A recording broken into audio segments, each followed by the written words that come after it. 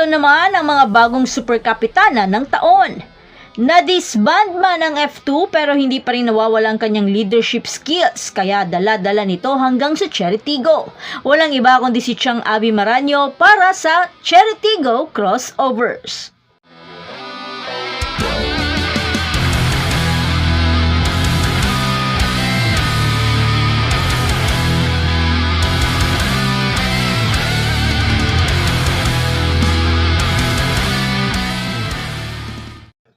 Nawala man ang kanilang kapitana at lumipat sa iba.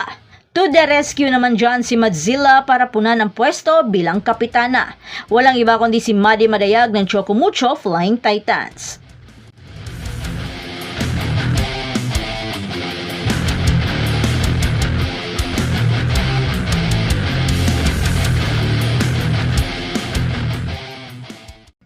Ang